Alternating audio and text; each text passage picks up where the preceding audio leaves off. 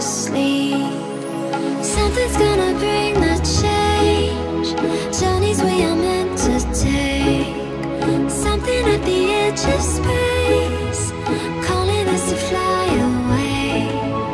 Don't you be afraid, everything will change. You and I, jumping off the edge. They say dreamers never die. So come and fly, come and fly, come and fly away with me. We're rising, we're falling, we're making through. We're climbing, we're soaring, 1,000 views. We're rising, we're falling, we're making through. We're climbing, we're soaring, 1,000 views. Come and fly away, come and fly away, come and fly away with me. Come and fly away, come and fly away, come and fly away with me. Something's gonna bring the change. Journeys we are meant to take. Something at the edge of space, calling us to fly away.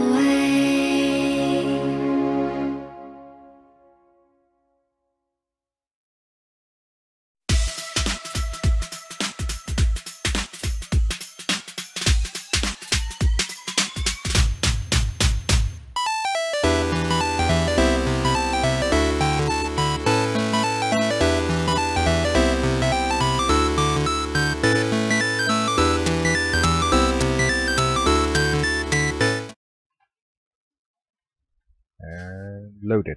Right, welcome guys to another edition of Bucs Banter. This week, because I like my titles. Bucs Lost. In other news, water is wet. So, Ha ha ha. I like my fans. Did you check the titles? No. You should. Right, so week 14's over with, going into week 15. The matchup against the Lions. You were fairly confident you could play a little bit of spoiler, and you guys just, well, you didn't. Again, Bucs did. the opportunities were there for this team to get a win. At the minute, they're a spectacular combination of sloppy and poor, which isn't the best recipe. But as you know, I don't particularly rate this year's edition of the Lions, so I thought there was an opportunity there. And, you know, if it wasn't for 5 turnovers, the Bucs probably win this game pretty comfortably. Oh, turnovers were name of the day, were they not? I mean, wait, hold on, let me They check were. how many you had. We had 5, they had 3. I've got 2 INTs listed here. I'm guessing the other 2 are fumbles of some. 2 picked, a fumble from Jameis, a fumble from OJ Howard, and a fumble from Doug Martin.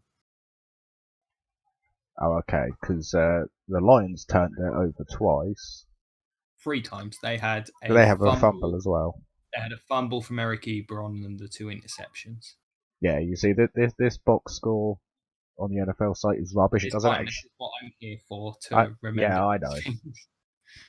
But yeah, so let's go over. I mean, without repeating ourselves from last week, talk about Jameis Winston, his general performance. I mean, it's Jameis's career in a nutshell. Some brilliant plays, some great throws, marred by trying to do too much and mistakes coming from it. I mean, one of the interceptions was ill-advised, this first of them. So he's rolling out to his right, plays just kind of broken down, attempts to throw it down the sideline to Deshaun Jackson, throws it low, which whether he was intending to or not, I don't know.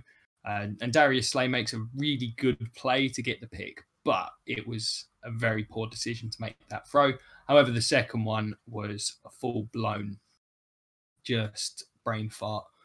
I mean, OJ Howard was covered, and then not only was he covered, the throw was horrific and massive overthrow, easy interception for a safety by the safety, and then he's going off on the sideline at the referees, trying to call a pass interference, which, to be fair, I didn't see any interference on the play. It was just bad. The fumble, Again, it's Jameis attempting to make a play outside the pocket when he should perhaps eat a sack. That's actually been, for me, the interceptions have been somewhat down this year, but the fumbles are a major problem. There's been so many of them, and they're all very similar, where Jameis just needs to sometimes accept a play's not there, throw it away. He very rarely throws the ball away. That would be the one thing I'd most like to see him develop. I mean, all the best quarterbacks I've seen, they throw the ball away every now and then, and yeah, or just protect the ball and take the sack. Either way, it's got to stop. Yeah, I mean, it's just reiterating on things, a couple of points we've raised before, which is, just do a Tom Brady. If you feel it, just cover it up and take it. Well, the thing that's been more glaring as well, I think, with the turnovers the last couple of weeks is that we've had a degree of a run game. Now, to say we had a run game against the Lions and Packers, who are not particularly stellar defensively, it isn't necessarily saying much. But compared to the rest of this season, we've had a very productive offense in terms of yardage. Once again, very much capable of moving the ball in this game, through the air, on the ground. Between the 20s, we're very, very good. Haven't been particularly good in the red zone. And it was very much a case of same old, same old. In terms of the offense, though, this week, the pass protection was better, but that may just be a function of the Lions. The one thing I will say is the Lions are the closest thing we've got to a mirror image of the Buccaneers in the league, where they can't run the ball. Their offensive line is very average. They can't pass protect, and they play these. They can't pass rush. My bad. And they play soft zone coverages that can be picked apart. And both teams defensively have had similar kind of results this year, where they've both been living off the turnover, but giving up heaps of yardage. As we saw in this game, both teams gave up heaps of yardage and got a bunch of turnovers. So the difference between these two teams, frankly, is that Matthew Stafford is a vastly superior quarterback to Jameis Winston at this point in his career.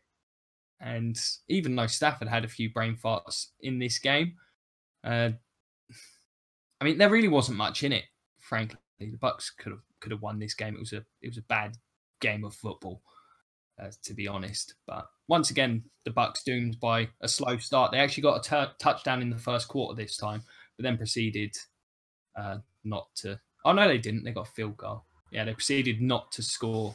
No, you got a touchdown in the first quarter. There's 7 points here on the board for the first quarter. Oh yeah, they got a running touchdown. Yeah. All right, we did, and then I believe we didn't score for 2 quarters. No, you put up 14 points in the 4.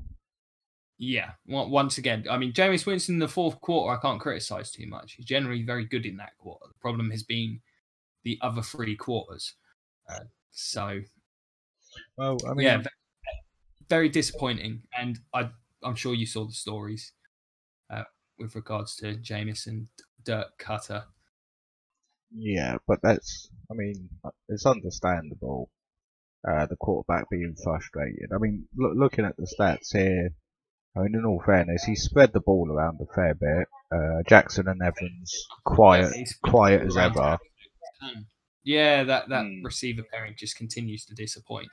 Yeah, so I don't know if it's a chemistry thing or a scheme thing, but I don't know. The running game not being targeted as much as you'd expect. The chemistry with Mike Evans just has not been there at all since Jameis returned from injury. There were a couple of plays that exemplified this perfectly. He goes to, there's 3 passes in a row at one point in the fourth quarter, one of the scoring drives, where he goes to Mike Evans. And one of them, it's a cover 2.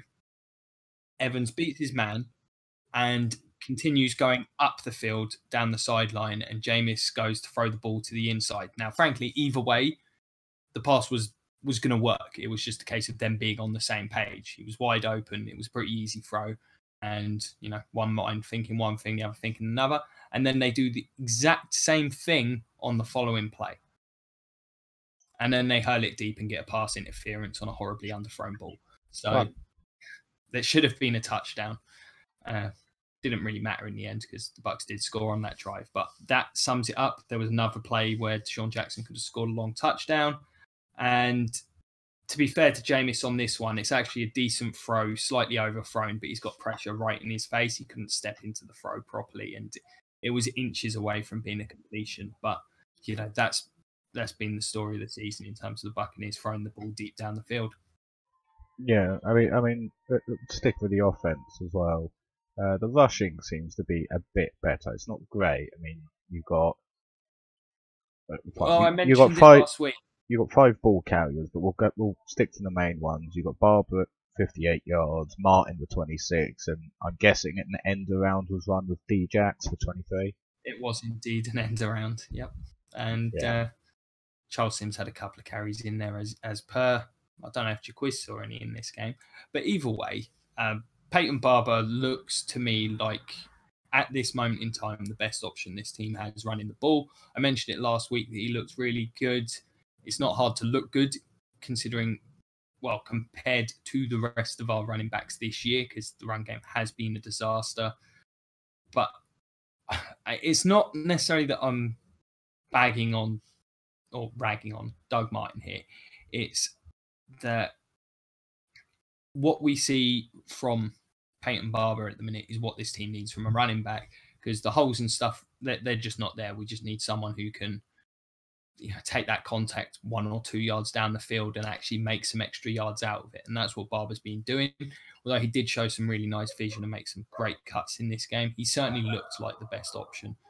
However, we have seen in these 2 games, he's also a total liability in pass protection and doesn't offer much in the passing game as a receiver. So that's kind of the issue. But Doug Martin had a terrible fumble in this game. We didn't hear from him after that play, and understandably so. He was carrying the ball like a loaf of bread, as they say. So, and that was on another drive where the Bucs were in scoring range. Again, Bucs giving up points unnecessarily.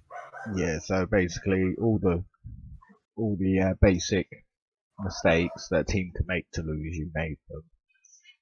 Yeah, and the team kept it clean on penalties this week, so that's what makes it even more dismal. Solve one issue, another pops up. Yeah, clean one up, and well, I wouldn't say pops up. One continues, except if anything's even worse than usual. Going to the good thing I will say, actually, I did mention wanting to see more of OJ Howard and Chris Godwin. We did see more of those two, and Godwin in particular was very impressive. OJ Howard had a fumble in this game. However, if you were to see the play, it's actually one of the few times where a fumble is forgivable. So he makes a catch down the seam, nice grab, and just gets absolutely belted by the safety. Perfect hit right on the ball. Obviously, you'd like to see him hold on to it, but it's one of those fumbles you can understand it. Yeah. And again, that took points off the board. So Bucs could have won this game. Well, speaking of defense, actually, looking at the stats, you either held the run or the Lions didn't run all that much. The Lions didn't really bother. Their run game's been awful all year. They didn't have a huge amount of success beyond the touchdown run in this one. So they just gave up on it. And why wouldn't you? The Bucs are terrible at rushing the passer. Gerald McCoy got injured very early in this game, so the already lackluster pass rush was at its absolute most toothless. Both of these quarterbacks had absolutely all day in the pocket.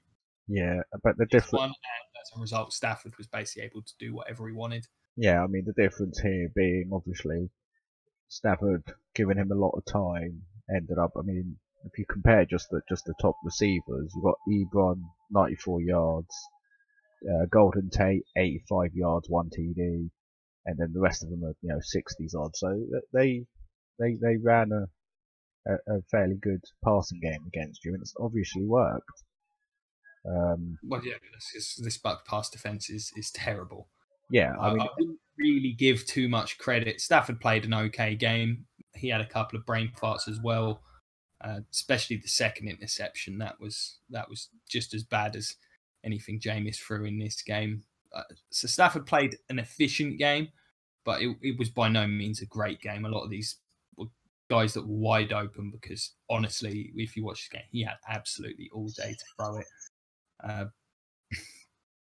The Bucs just they can't manufacture a pass rush to save their lives. And the thing with the Lions, actually, I do want to mention is it was mentioned on the broadcast a few times, and it was very much true. Normally, they're fairly aggressive going down the field. We didn't see that at all in this game. Whether that's because of Stafford's hand or not, I don't know. But it was a very dinky dunk kind of passing attack from the Lions. That's quite surprising, but they obviously had to adjust. The thing is, though, they're still in contention for the playoffs, and considering they're facing the Buccaneers, they probably figured, we're not going to have to throw the ball aggressively down the field for the entire game. I really do think it's down to the injury. There's maybe trusting that you can get maybe the velocity on the throws, or that the accuracy won't be there, because it's the bottom of his hand, the things that you grip the ball with. So I thought maybe they'll take the safe option, but frankly, on top of that, it was working, so no real need to change it up. Indeed. So, but I don't think either team would be particularly happy with how they performed in this one. It's a very sloppy. No, but another week, another loss. Coaching staff. Are we going to see them all ripped out, or what do you think is going to happen? Well, going back to that sort of leak of this apparent rift between Jameis and Cutter, now, regardless of whether it's true or not, that's got to have come from somewhere. And I sometimes wonder whether these stories are leaked because maybe coaching, the guys at the top are maybe planning on making a coaching change, and if you get some of this stuff out, it makes it a little more palatable for the fan base, or seem a little more acceptable. I don't know. If the games carry on in this vein, then I feel like a coaching change is inevitable. The defensive staff has to be revamped, because the defense this year has been utterly atrocious, and the personnel, frankly, aren't as bad as this team's played. I mean, the linebacking group I still think is one of the better groups in the league. Good defensive tackle group. There's some talent in the defensive backfield. I don't think this team's got the most out of. Still think Hargraves has the ability to be a decent contributor for this team. Justin Evans has played quite well. But just watching this scheme on a weekly basis just fail to achieve anything. I mean, it's either we're getting run all over or getting passed all over, or both. But there's very few good performances from this group this year. So that's got to happen. And offensively, it's just been such an underachieving bunch, with Mike Evans and Sean Jackson both having massively disappointing seasons. I mean, the only bit you can point to as massively successful are the two tight ends. Both Cameron Brate and OJ Howard have been very productive. And really, that's not good enough.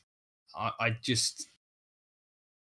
don't see enough to think that you could have confidence that Cutter is the guy to turn this team around. No, I think it might be a bit too late now. I don't really see how with the staff you've currently got there, I don't see how you can turn anything around. I think you're going to need keep his job. If they can win 2 of the next 3 games, then I think there's a chance. But I don't know. I've been saying that it feels like this team is being out-coached on an almost weekly basis. And frankly, if I feel that way, then a coaching change has to happen in my mind. So I think it's necessary, frankly. I think you've been out-coached all year, quite honestly. Yeah, and I think they were last year a lot of the time as well. Yeah. If Cutter were to stay on, the one thing they would absolutely have to do is go find a coordinator that's going to have full control. Let him coach and keep out of the offensive side of things. Because if it's shown me anything, you can't do both. Yeah, I mean, the other thing you're going to want as well, as far as I'm concerned, as far as this team goes, because it's quite a young team, you'd want a very experienced coach who's been around the block a few times and can instill some good, discipline and whatnot in the young players. maybe, but in terms of head coaching candidates, who is there going to be out there that you can say that about that you'd want to hire? And don't you dare say Jeff Fisher, because we know that's not happening. Never say never, man. The Bucs as a franchise are a bit stupid.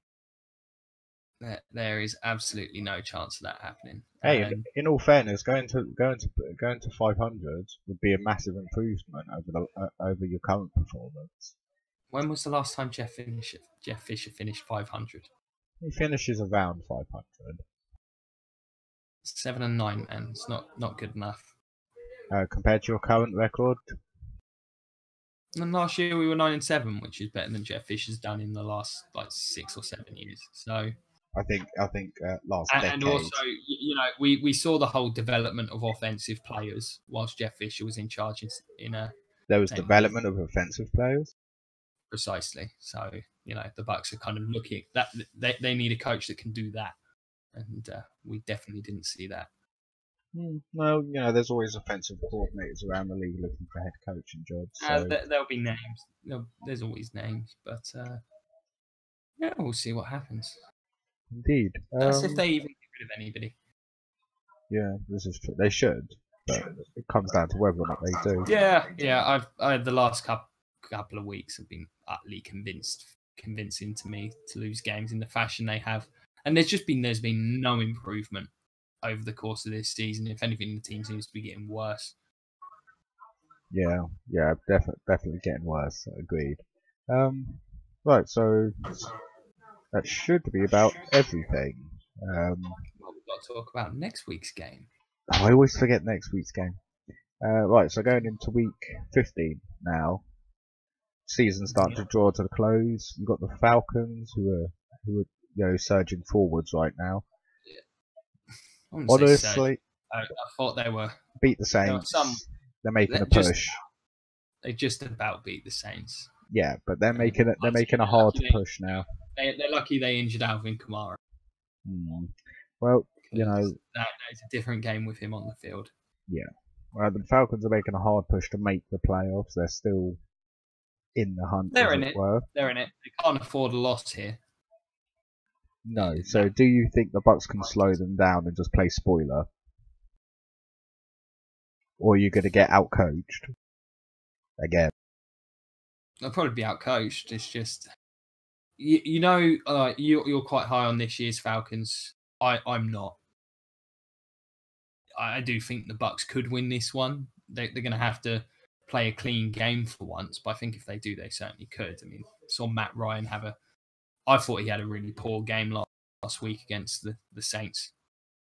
I really do. They'll miss Tevin Coleman. I think Devonta Freeman's been fairly mediocre this year. Coleman's been, to me, the most dynamic of the guys in that backfield. And, maybe the Bucs will actually cover Julio Jones this time around. That would be nice.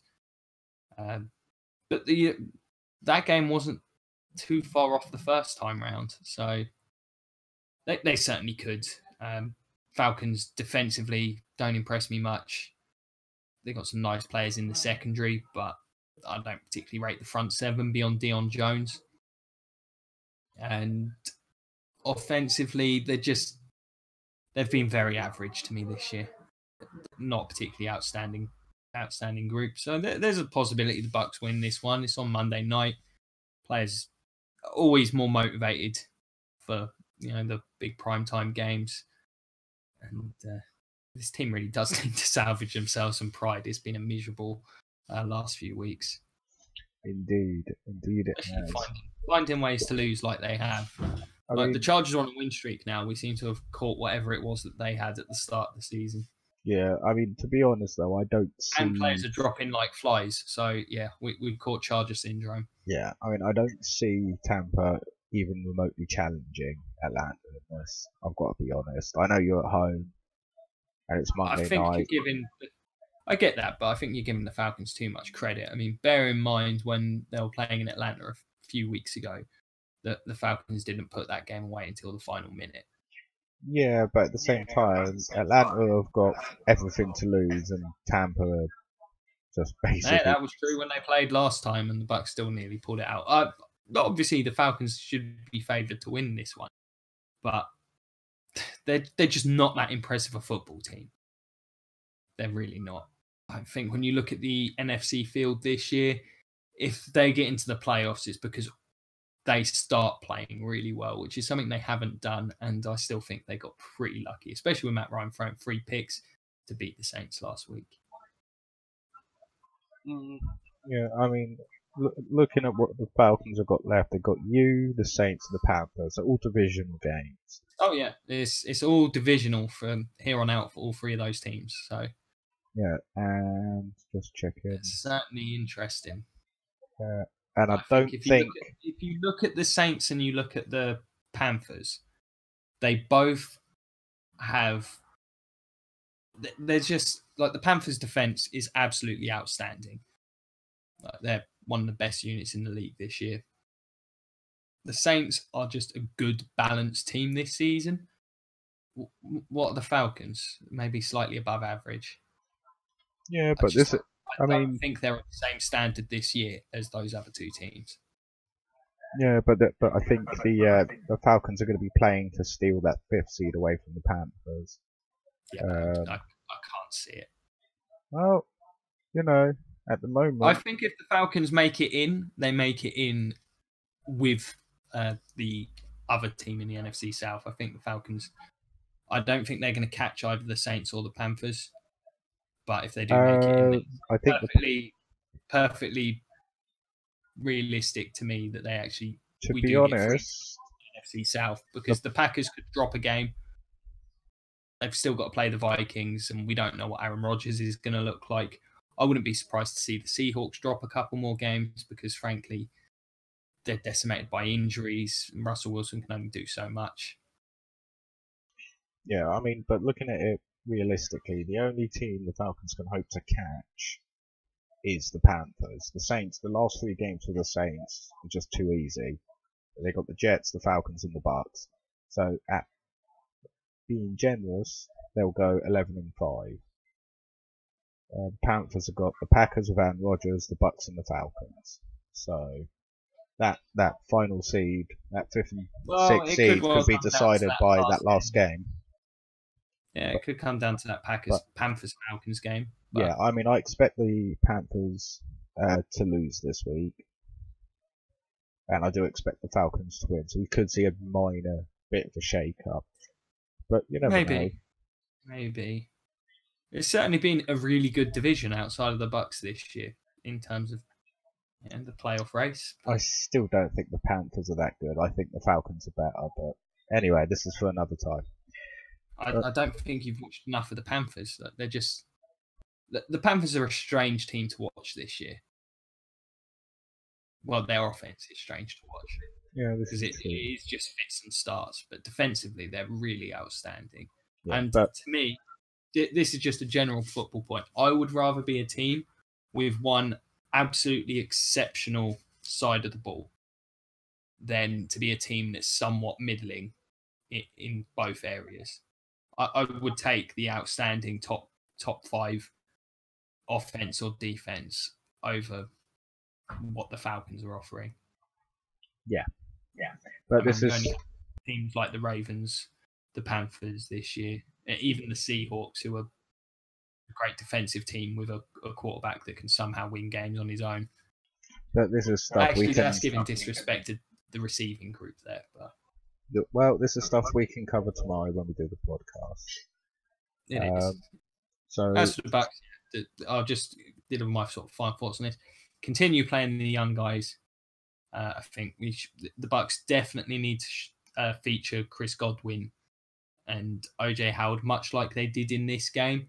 And for the love of God, they've got to figure something out to get Jameis to stop turning the ball over so much, because there could have been more interceptions in this game. And that goes both ways. Both quarterbacks made some real boneheaded decisions. I don't know if Stafford caught something from Jameis on the way onto the field, but